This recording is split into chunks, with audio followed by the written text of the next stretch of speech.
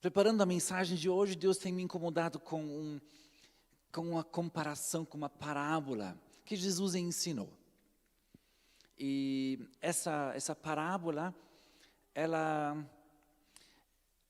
está mais uma vez de uma forma um pouco provocativa. Eu não sei, eu tenho notado isso assim bastante, que quando Jesus ensina, normalmente ele provocou alguma coisa. Normalmente ele provocou ou uma mudança nas pessoas, ou uma mudança no pensamento, na forma de pensar, provocou um posicionamento das pessoas. Todos precisavam se posicionar depois falando sim ou não. Tipo, quando ele estava ensinando a respeito de si mesmo, muitas pessoas se escandalizaram e foram embora. Aí ele provoca os discípulos, pergunta: e vocês, vão também? Ou ele provoca em outras situações a se posicionar. E vocês, o que vocês estão dizendo? Hoje, o texto que nós queremos estudar, o texto que queremos analisar, encontra-se em Lucas capítulo 5. Lucas capítulo 5, 33 até 39, até o final. Lucas capítulo 5, 33 até 39. Em seguida, eles lhe observaram: os discípulos de João jejuam e oram com grande frequência, assim como os discípulos dos fariseus. No entanto, os teus vivem comendo e bebendo. Jesus então lhes propôs: podeis fazer jejuar os convidados para o casamento enquanto está com eles o próprio noivo? Contudo, dias virão em que lhe será tirado o noivo. Naqueles dias, verdadeiramente jejuarão. E lhes acrescentou essa parábola para pensar: ninguém tira um remendo de roupa nova e o costura sobre roupa velha. Se o fizer, certamente estragará a roupa nova. E além disso, o remendo novo jamais se ajustará à velha roupa. Da mesma maneira, não há alguém que coloque vinho novo em recipiente de couro velho. Ora, se o fizer, o vinho novo, ao fermentar, arrebentará o recipiente, se derramará e danificará o recipiente onde fora colocado. Ao contrário, o vinho novo deve ser posto em um recipiente de couro novo. Pois pessoa alguma, depois de beber o vinho velho, prefere o novo, porquanto se diz: o vinho velho é bom o suficiente. Pai, ensina-nos também hoje a Tua verdade através da Tua palavra e ajuda-nos a entender o que o Senhor tem para nós, em nome de Jesus. Amém. Esse texto é conhecido. Jesus conversando aqui, falando sobre coisas novas. Talvez temos ouvido do vinho novo, do pano novo, pano velho, roupa velha. E assim, essas comparações talvez são um pouquinho fora da nossa compreensão do nosso dia a dia. E também, talvez a gente não entenda muito bem o que Jesus queria aplicar aqui. Tem várias discussões que falam que está sendo descartado certas coisas, que ele está se colocando contra. A intenção aqui que ele quer é ensinar primeiramente algo sobre o reino de Deus. O que ele quer ensinar a nós e também aos discípulos, uma verdade, uma forma como que nós devemos pensar. E o que importa? Muitas vezes, nós temos a tendência de enxergar as coisas do nosso ponto de vista. E o que importa é para que seja bom para nós. Nós sempre procuramos algo que vai ao nosso favor. E Jesus, ele tem o reino em sua visão. Ele olha de um ponto de vista um pouco diferente. Então, tudo que ele propõe aqui tem uma dimensão um pouco maior. E nós precisamos entender, então, o que está acontecendo. Quando olhamos para a Bíblia, o versículo 33 começa: em seguida, eles se observaram. Em seguida, quer dizer, alguma coisa já aconteceu. Para entender esse texto, precisamos saber o que aconteceu. Se a gente não olha para aquilo que aconteceu, nós não conseguimos interpretar as coisas certas. Se começa uma história e depois eles disseram, vocês vão perguntar, bom, o que foi antes? Depois disso, o que veio? Por que essa frase, né? Por que é esse falar? Então, o que aconteceu antes? Temos os versículos 27 até 32. Esse é o episódio, a história que aconteceu antes, e nós precisamos ler ela para entender onde se encaixa essa comparação, essa parábola. Passados esses eventos, saindo Jesus, encontrou-se com um publicano chamado Levi, sentado à mesa da coletoria, e o convocou: segue-me. Levi levantou-se, abandonou tudo e seguiu Jesus. Então Levi ofereceu a Jesus uma grande festa em sua casa, e uma multidão de publicanos e de outras pessoas estava à mesa comendo com eles. Os fariseus e seus escribas reclamaram dos discípulos de Jesus: por que comeis e bebeis com os publicanos e pecadores? Ao que Jesus lhes ponderou: os que têm saúde não precisam de médico, mas sim os enfermos. Eu não vim para convocar os justos, mas sim para chamar os pecadores ao arrependimento. Essa aqui é a história em que Jesus está. Ele passando lá pela coletoria, ele viu Levi, Mateus. Ele chamou aquele publicano, pecador, cobrador de imposto, aquele homem rejeitado, já ouvimos bastante sobre ele, ou sobre Zaqueu também, a mesma profissão. Um homem que ninguém queria, homem descartado pela sociedade. Esse homem, Jesus chama: segue-me. Esse homem, ele aceita o convite, abandona o seu trabalho e segue Jesus. Quer dizer, ele segue Jesus, mas falando: Jesus, vem na minha casa. Jesus vai junto com ele na casa dele, na casa de Levi. E assim a Bíblia relata que ele fez um banquete, uma festa, e convidou os amigos dele, outros publicanos e pecadores, outras pessoas de má fama. E todos eles estavam sentados na mesa. No meio desse grupo de pecadores, no meio desse grupo de pessoas não muito bem visto, no meio desse grupo está Jesus.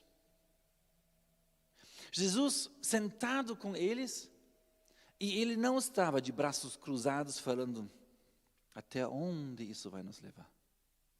Ele não estava olhando e falando: esse tipo de gente tem que suportar. Ele estava com eles, comendo, bebendo, conversando, estava lá com eles.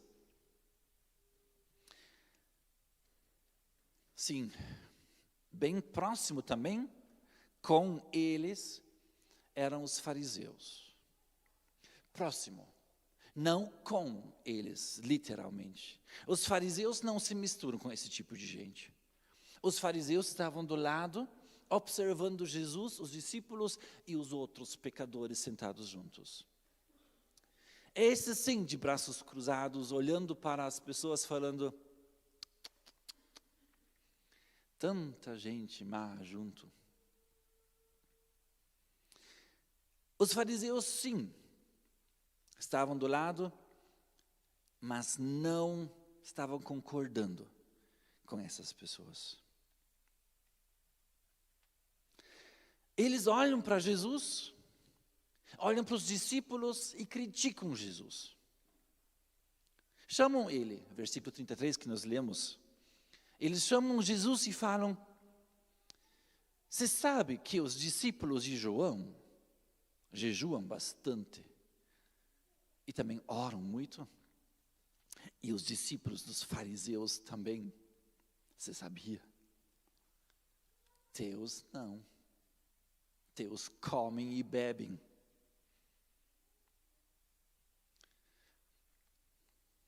Eles tinham razão? Sim, era um fato. Eles estavam sentados lá naquela festa.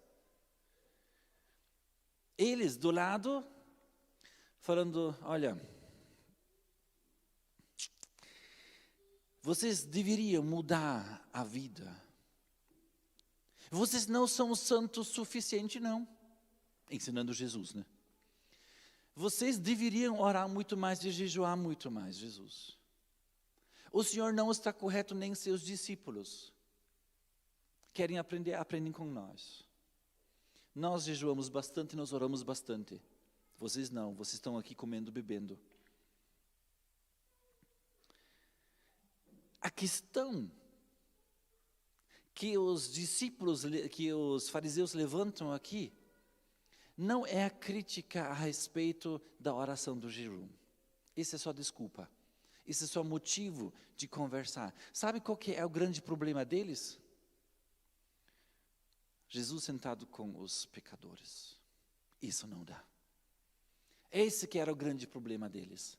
Jesus sentado com os pecadores, encheu o coração com raiva. Como que alguém se atreve a gostar Levi?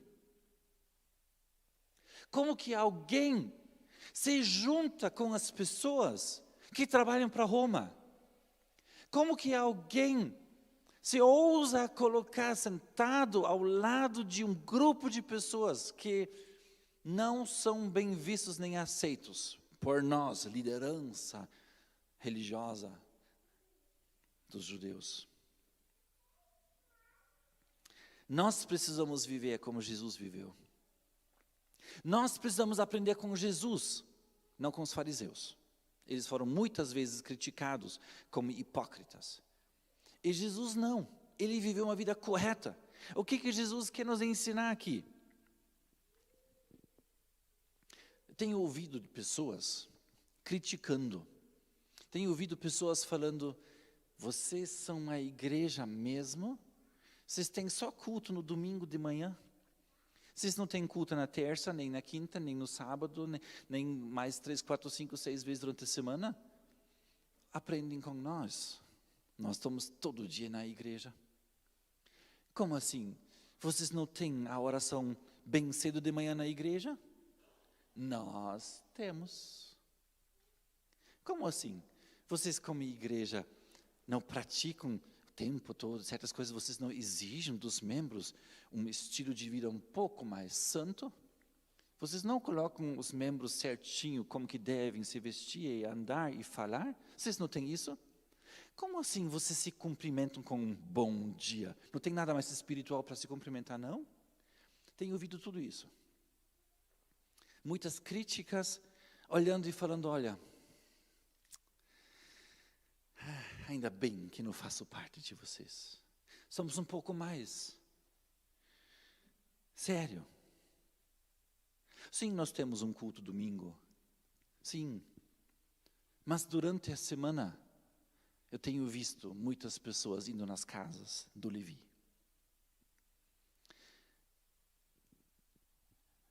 Nós temos pessoas comendo e bebendo junto com aqueles que necessitam.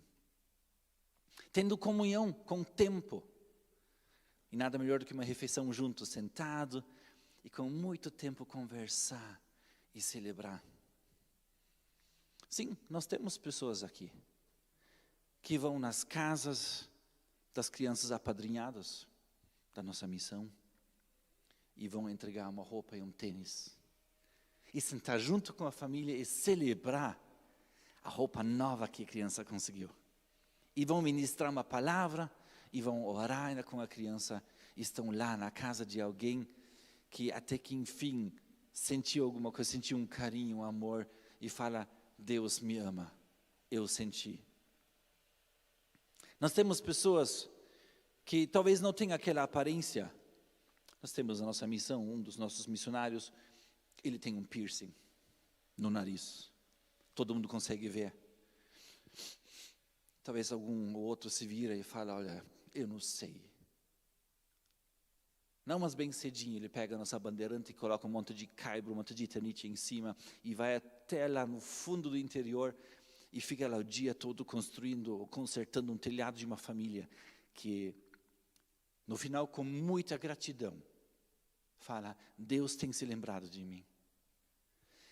Deus mandou vocês para me ajudar nessa situação. Sim, temos visto. E sim,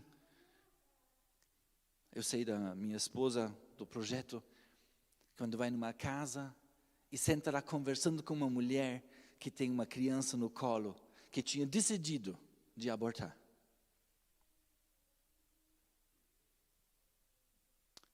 Mas alguém conversou. E ela entendeu que é um sonho de Deus. E ela falou, eu vou cuidar dessa criança. Está sentado lá, com a criança no colo, abraçado. E falando, eu tenho o sonho de Deus nas minhas mãos. Sim, nós temos visto pessoas vivendo nas casas de Levi. Jesus disse, vai chegar um tempo em que vão chorar e jejuar. Vai ter o tempo. Mas agora não é essa hora. Agora é a hora de ir na casa do Levi e celebrar porque ele se entregou. Agora é a hora de sentar junto com ele, abraçado e falando, que bom que você encontrou a salvação. Essa é a hora. É a hora em que nós podemos celebrar porque aquele que estava doente encontrou a salvação. É a hora em que nós gastamos o nosso tempo para curtir o momento que essa pessoa sente. Nós temos um culto por semana só, e por isso é muito importante que a gente não falta no domingo. Porque domingo de manhã a gente tem compromisso. Estamos aqui e fazemos tudo o que é possível para participar. E depois, nós vamos nas casas do Levi. Muita coisa não é visto, continuam fazendo. Jesus, ele orava? Jesus jejuava? Com toda certeza, a Bíblia relata. Mas aonde? No quarto, com a porta fechada. Não como os fariseus, que precisavam uma plateia para aplaudir enquanto eles estavam falando com o Pai. Todo mundo falando, olha, esses sim são espirituais. Jesus não precisava disso. Ele também viveu uma constante conexão com o Pai. Ele orava sim, ele jejuava sim. Mas também sentou nas casas, celebrando a vitória, celebrando a conquista da saúde das pessoas. Nesse contexto, os fariseus apontando para ele e falando, olha, vocês não são muito santos não, vocês não são muito crentes não. Vocês não estão praticando aquilo que nós declaramos bom o suficiente. Vocês comendo, bebendo aqui. Aí Jesus dá essa explicação e fala para ele, você não pega um pano novo e costura sobre um pano rasgado, uma roupa velha. Não funciona. De tanto lavar uma roupa, ela fica fina. Ela fica cada vez mais fraca. E quando você tem um furo e coloca um pano novo em cima e costura, sabe o que vai acontecer? Ele vai rasgar onde foi costurado e o estrago é maior ainda. Assim que ele ensina a coisa que as pessoas conhecem. Você não vai fazer uma remenda. Remendar não resolve. Tem momentos em que a gente não faz só uma remenda. O tempo deixa suas marcas de uso nas coisas. Quando a gente usa, tem seu desgaste. É assim. As coisas não são eternas. Tem certas coisas que simplesmente foram. Não tem volta. Tem coisas que a gente precisa resolver. Olhamos para Adão e Eva. Deus cobriu a nudez. Vocês lembram quando eles pecaram e depois se esconderam, Deus procurando eles, eles falando, Senhor, desculpa, toma na moita porque a gente está sem roupa. Não era esse o problema. Mas tudo bem, eles colocaram o problema, falaram que era isso. Deus cobriu a nudez, mas não resolveu o problema deles. Isso não resolveu o problema. Deus matou o animal, a primeira morte. Deus pegou o animal, matou, porque precisava tirar a pele, precisava colocar roupa neles, precisava sacrificar o animal. Mas a morte desse animal não livrou eles para sempre. Um dia morreram. Só nesse dia eles não precisavam morrer, porque alguém outro entrou no lugar deles. Moisés, quando deu a lei ao povo, isso não aproximou eles a Deus, não. A lei só mostrou que não eram capazes de viver agradando Deus. No exato momento em que eles fizeram a purificação, trouxeram o animal, eles conseguiram se aproximar sem morrer. Mas isso não era para sempre, não resolveu. Os sacrifícios não resolveram a questão da transgressão. Simplesmente cobriu o pecado até, assim, como uma forma de resgate, para falar, não morra porque o animal morreu. Alguém já morreu, deixa. Mas não resolveu. Jesus ressuscitou Lázaro, mas isso não impediu ele a morrer novamente. A cura continua sendo temporária, a morte é garantida. Não resolveu ainda. Como que vamos colocar uma remenda nisso agora? Como que vamos tapar esse buraco e ajudar um pouquinho nessa questão? Uma remenda não resolve. Jesus está ensinando que tudo que nós fizemos até agora não resolveu. Tudo que Moisés ensinou não resolveu. Tudo que a lei trouxe não foi solução. Se você quer resolver as coisas, é um pouco diferente. Ele olha para os fariseus que estão criticando ele, falando, olha, vocês precisam entender que precisamos mudar. Não dá para continuar. Nós não podemos remendando. O estrago é maior. No final das contas, não ganhamos nada, a gente perde. Então, como que vamos resolver nossos problemas? Como que vamos resolver isso? Como vamos resolver o problema do pecado? Matando mais animais por cada transgressão? Conseguimos dessa forma resolver? Eu garanto que Vitmarsum não tem gado suficiente para pagar nossos pecados. Se por cada pecado cometido, você tem que matar o animal, não vamos longe não. Não tem. Não vamos resolver. Nós precisamos de algo diferente. Como que vamos resolver o problema da morte? Vamos investir um pouco mais nos remédios. Sim, mas mesmo tomando remédio você vai morrer. Porque não foi resolvido. Você não tem como dar um jeito na morte. Tem pessoas que congelam o corpo para que esperar o momento em que a medicina consegue, então, para eles eternamente, assim. Você gostaria mesmo de continuar eternamente com esse corpo que você tem? Nessa idade que você talvez já está? Eternamente assim? Muito obrigado, eu não. Não vai resolver. Continuar assim. E o problema da nossa direção da vida? Como que vamos resolver a questão de saber o que fazer? O que posso, o que não posso? Como que vou resolver isso? Quem nos conduz certo em todas as situações? Gente, nós temos grandes problemas. E como que a gente consegue resolver? Com remenda? Não dá. Isso é que Jesus apresentou a eles. Aí ele falou, vocês estão enxergando toda essa questão de um ponto de vista errado. Vocês estão sabendo do problema, mas para vocês a solução é só encobrir. Para vocês a questão é, vamos orar mais, jejuar mais, ser mais santo. Vamos mais. Vamos nos esforçar mais. Vamos praticar mais, vamos ser mais. Mas isso não resolve. Isso que Jesus aponta. Se dentro de vocês o coração ainda não se alegra com a conquista de um perdido, vocês precisam algo novo.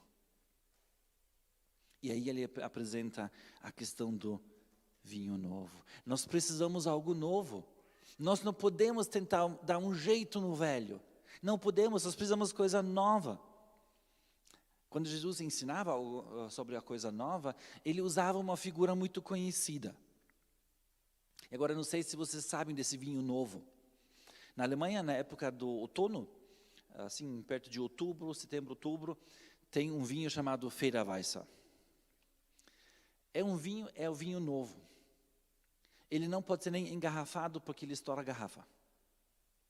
Quando vai no mercado e compra o Federweisser, ele está na prateleira, na geladeira, com uma tampinha só colocada por cima, só para não cair nada dentro, e uma etiqueta, não vire, não está fechado. Eles não podem fechar o vinho novo porque ele estoura tudo. Esse vinho novo está borbulhando ainda, tão novo que é. Você tem que deixar ele com o tempo, e quando ele fermentou por completo, aí ele vai parar de borbulhar, ele vai parar, aí com o tempo se consegue fechar a garrafa. Mas o vinho novo não. Agora, coloca o novo num recipiente velho. Naquela época era couro. O vinho novo em couro novo, você sabe que o couro ainda trabalha um tanto, e aí consegue ser guardado. Mas coloca o vinho novo num recipiente velho, num couro velho. O couro estoura, o vinho se espalha. O que você ganhou?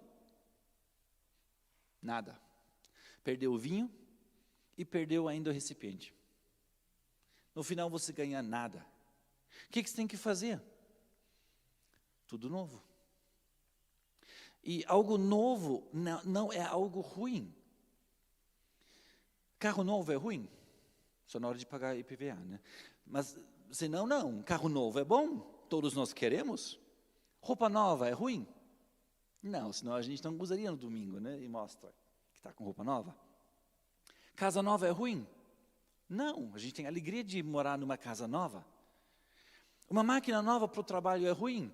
Não, ela produz melhor, ela faz melhor, ela funciona bem.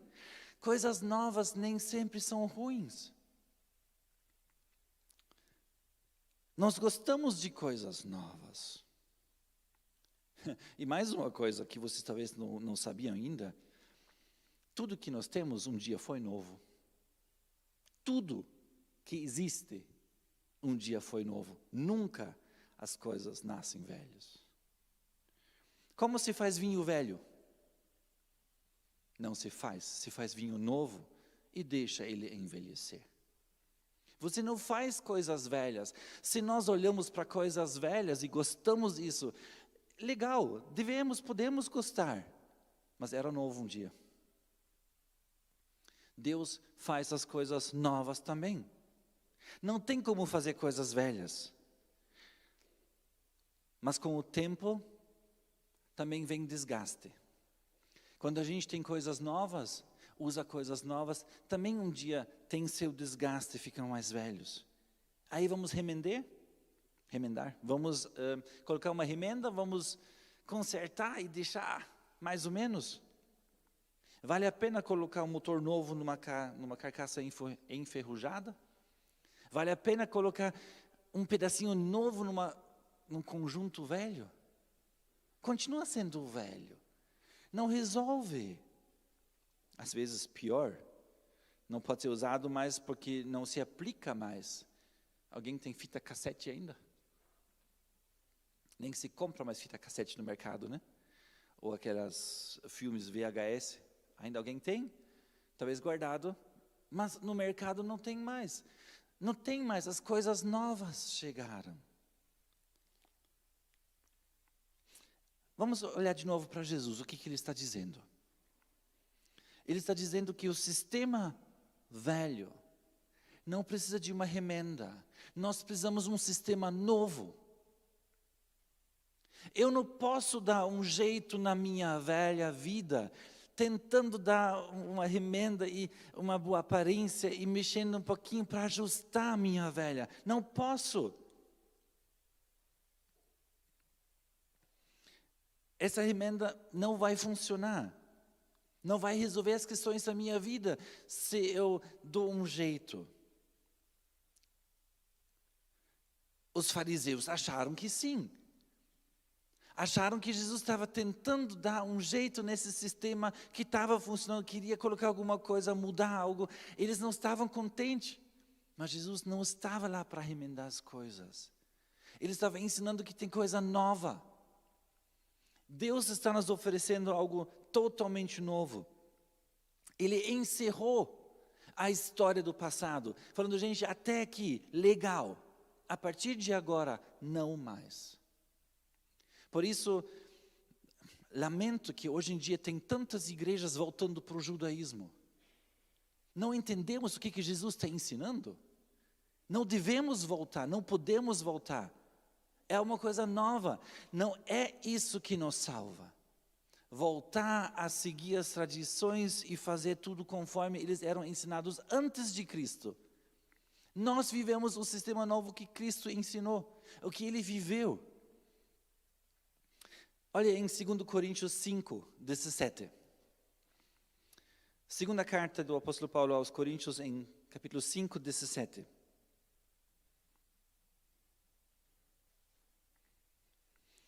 Portanto, se alguém está em Cristo, é nova criação. As coisas antigas já passaram, eis que tudo se fez novo. Ele não fez uma remenda na tua vida. Ele não deu um jeitinho de acertando alguns pontos e deixando você um pouco melhor para falar agora tá bom. Não. Ele fez uma pessoa nova. As coisas velhas não dá. Você é nova pessoa. Romanos 6, versículo 4. Romanos 6, versículo 4. Portanto, fomos sepultados com Ele na morte por meio do batismo, com o propósito de que, assim como Cristo foi ressuscitado dos mortos mediante a glória do Pai, também nós vivamos uma nova vida. Ele não quer que nós acertamos os pontos. A gente precisa ir até na cruz.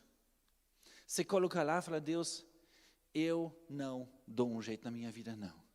Quero morrer com Cristo. Eu quero uma vida nova. Eu quero algo novo. Eu não quero dar um jeito em mim. Eu quero ser transformado. Romanos 12, 1 e 2. Portanto, caros irmãos, rogo-vos pelas misericórdias de Deus que apresenteis o vosso corpo como um sacrifício vivo, santo e agradável a Deus, que é o vosso culto espiritual. E não vos amoldeis ao sistema deste mundo, mas sede transformados pela renovação das vossas mentes, para que experimenteis qual seja a boa, agradável e perfeita vontade de Deus. O que Deus quer de nós? Algo novo. Deus quer nos transformar para algo novo. Formas novas de viver. Uma forma de pensar nova, que inclui um Levi e que dá valor para as pessoas e não para um sistema. Que olha para pessoas e fala, eu quero sentar ao teu lado, você precisa de alguém. E não, eu vou curtir a minha santidade e mostrar quanto que eu oro e jejuo, como os fariseus fizeram. Colossenses 3. Colossenses 3, de 1 a 17, dá uma relação sobre essa vida. Portanto, visto que fostes ressuscitados com Cristo, buscai o conhecimento do alto, onde Cristo está assentado à direita de Deus. Pensai nos objetivos do alto e não nas coisas terrenas, pois morrestes, e a vossa vida está escondida com Cristo em Deus. Quando Cristo, que é a vossa vida, for manifestado, também vos manifestareis com Ele em glória. Sendo assim, fazei morrer tudo o que pertence à natureza terrena, imoralidade sexual, impureza, paixão, vontades más e ganância, que também é idolatria. É por causa dessas práticas malignas que vem a ira de Deus sobre os que vivem na desobediência. Nelas também andastes no passado, quando ainda vivíeis com esses hábitos. Mas agora, livrai-vos de tudo isso: raiva, ódio, maldade, difamação, palavras indecentes do falar. Não mintais uns aos outros, pois já vos despistes do velho homem com suas atitudes, e vos revestistes do novo homem, que se renova para o pleno conhecimento, segundo a imagem daquele que o criou. Nessa nova ordem de vida, não há mais diferença entre grego e judeu, alemão e brasileiro, circunciso e incircunciso, bárbaro e cita, escravo ou pessoa livre, mas sim, Cristo é tudo e habita em todos vós. Assim como o povo escolhido de Deus, santo e amado, revesti-vos de um coração pleno de compaixão, bondade, humildade, mansidão e paciência. Zelai uns pelos outros e perdoai-vos mutuamente. Caso alguém tenha algum protesto contra o outro, assim como o Senhor vos perdoou, assim também procedei. Acima de tudo, no entanto, revesti-vos de amor, que é o elo da perfeição. Seja a paz de Cristo juiz em vossos corações, tendo em vista que fostes convocados para viver em paz, como membros de um só corpo, e sede agradecidos. Habite ricamente em vós a palavra de Cristo, ensinai e aconselhai uns aos outros com toda a sabedoria, cantai salmos, hinos e cânticos espirituais, louvando a Deus com gratidão no coração, e tudo quanto fizerdes, seja por meio de palavras ou ações, fazei em nome do Senhor Jesus, oferecendo por intermédio dele graças a Deus Pai. Não precisamos dar um jeito na nossa vida e consertando uns pontos. Vamos deixar o velho homem morrer. Ele só vive nas paixões próprias, na ganância, na difamação, na raiva, no ódio. Isso que é um velho homem. Vamos nos desfazer e não pintar ele um pouco mais bonito. Não vamos tentar ser um pouco melhor na próxima vez. Vamos deixar o velho homem morrer, para que possa nascer o novo que Cristo dá. Uma nova forma de viver, um novo jeito de lidar um com o outro. Vamos vestir bondade, misericórdia, paciência, amor sobre todas as coisas. E viver algo que demonstra que nós somos de Deus. Ele não vai colocar vinho novo em recipientes velhos, vai estourar. Ele quer que você seja transformado, uma nova pessoa. Aí Ele vai te encher com a presença dEle. Mas tem que estar na cruz primeiro. Tem que ir até a cruz. Se colocar diante de Deus e falar, olha, eu confesso que sou um pecador. Eu não consigo. Eu peço perdão. Quero ser transformado por Ti. Quero entregar minha vida a Ti. Eu quero ser perdoado por Ti. Eu quero que o Senhor me transforme. Eu não quero voltar com esse velho homem consertado, ajustado um pouco. Eu quero viver a novidade. Sabe que Jesus resolveu a questão do pecado? Ele morreu e foi resolvido. E se nós aceitamos o perdão dele, nós temos perdão, não precisamos mais sacrificar animais ou tentar ocultar o pecado. A gente pode viver no perdão. Sabe que Jesus resolveu também a questão da morte com a ressurreição? Todos que já morreram vão ressuscitar. E mesmo se você não morrer até que Jesus volta, você vai ser transformado, ser revestido com um corpo novo, imortal. Ele conseguiu resolver essa questão. E sabe que também resolveu a questão da direção, dando-nos seu Santo Espírito e a sua palavra. Para viver agora direcionado por Ele, não precisamos mais andar como alguém que está no escuro, palpando, tentando procurar a saída. Nós podemos pedir a direção e Deus nos dá. Ele resolveu todos os problemas. Ele ofereceu alguma coisa nova. Essa coisa nova não entra em recipientes velhos. Vai estourar, não vai funcionar. Nós precisamos ser novos. Nós precisamos de Cristo. Eu sei que ele termina com uma frase desafiadora. Com isso também quero encerrar. Ele termina o texto falando assim: mas eu sei que a maioria quer ficar com o velho vinho. Porque quem experimentou do vinho velho não quer o novo. Aí lamento. Ele falou isso para os fariseus. Eu acho que nós entendemos que nós precisamos de salvação. Eu acho que nós entendemos que precisamos mudar a nossa vida. Precisamos deixar Deus nos transformar por completo. Precisamos abrir a nossa vida e falar: Deus, tira tudo que não presta, me enche com coisa nova, me transforme. Eu acho que nós entendemos isso.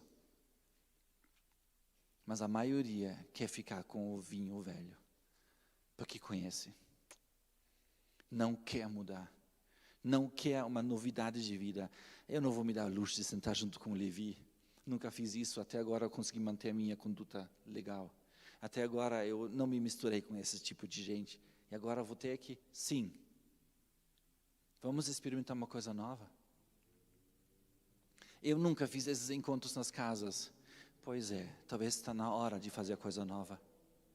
Talvez está na hora de viver alguma coisa de novidade. Talvez está na hora de se importar um com o outro e crescer. Talvez está na hora de sair para as ruas e proclamar Cristo. Talvez está na hora de nós começar a orar para a nossa nação. Talvez está na hora de nós buscar Deus em todos os lugares e proclamar Ele. Talvez está na hora de mudar nosso estilo de vida, que procura talvez um conforto. Mas agora olha para o perdido. A maioria não quer. Eu consigo, lendo esse versículo, consigo ver a tristeza de Cristo. Quando Ele fala para os fariseus: eu estou oferecendo coisa nova, mas vocês não querem. Nós rejeitamos, às vezes, algo que é melhor, por causa de costume, de gosto, de nostalgia, talvez. Tudo que é velho, um dia foi novo. Como sou? Talvez está na hora de nós criar alguma coisa velha nova. Criar alguma coisa que vai se tornar velho, um estilo de vida em busca ao perdido. Talvez está na hora de nós mudar a nossa forma de pensar, para que Deus possa alcançar o objetivo que Ele tem, de transformar a nação. Vamos curvar nossa fronte. Quero te desafiar a pensar, refletir um tanto. Cristo morreu por nós, mas Ele não morreu de uma forma automática que todo mundo agora que vive é salvo, perdoado, tudo tranquilo. Não é dessa maneira. Ele morreu por nós, dando sua vida para resolver o nosso problema. Cabe a nós aceitar. Falta ainda. Você ainda não tem compromisso com Deus? Você ainda não foi até na cruz? Vai logo. Ele quer te dar uma vida nova, uma identidade nova, uma família nova. Ele quer te dar esperança. Ele quer te dar a sua graça. Aceita. Talvez você já foi na cruz, mas tens voltado ao estilo velho de vida.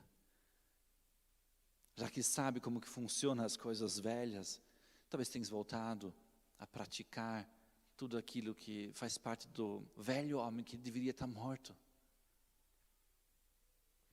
Nós queremos celebrar juntos a ceia hoje.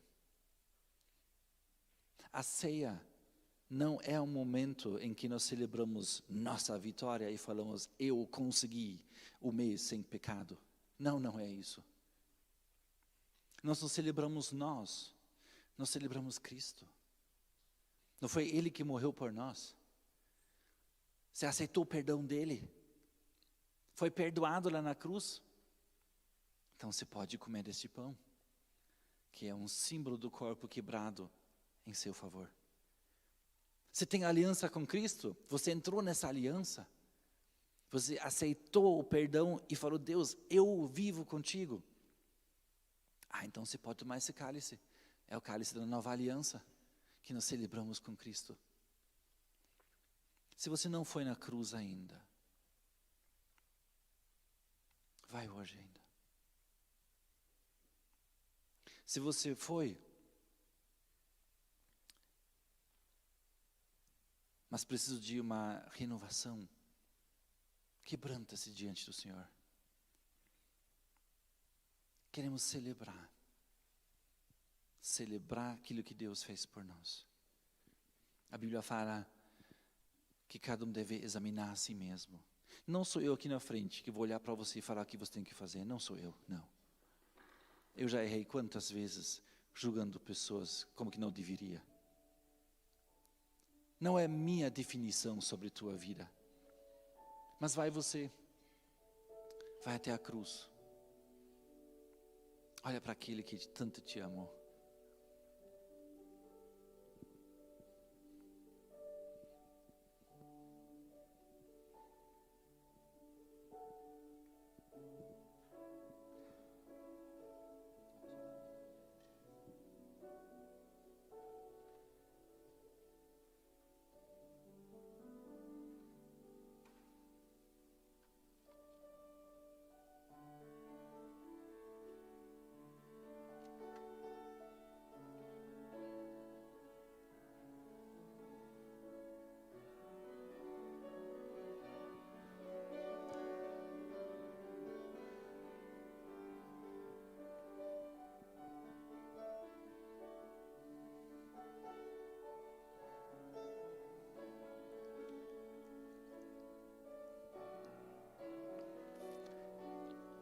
Sim, Pai, algo novo o Senhor tem preparado para nós. Algo até esse momento desconhecido, quando o Senhor falou com os discípulos do seu corpo, do seu sangue. Algo que não tinha espaço na forma de crer, na forma de viver. Algo que foi inédito. Alguém morrendo por nós. Pai, nós somos gratos, imensamente gratos, pelo perdão oferecido a nós.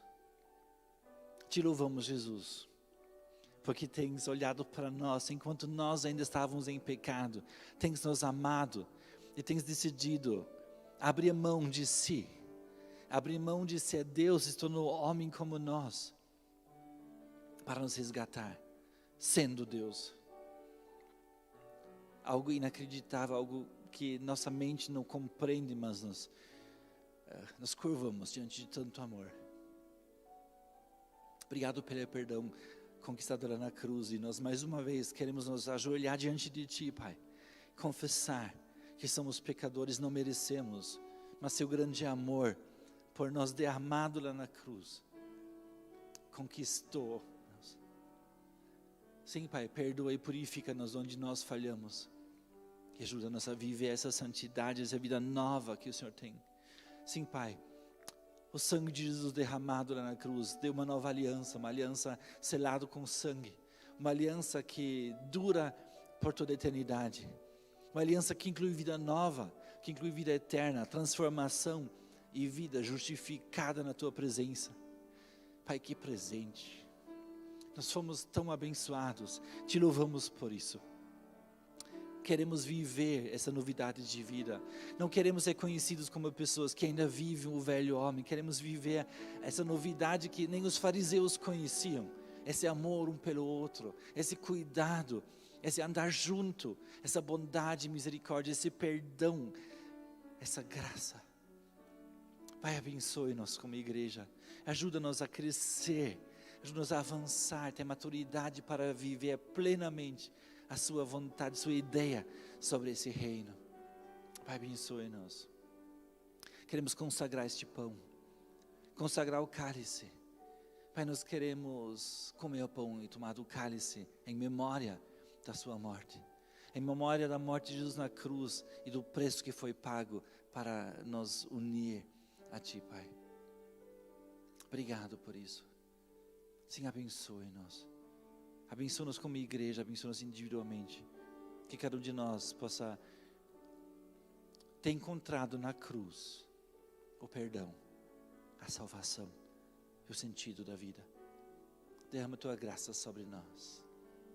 Em nome de Jesus.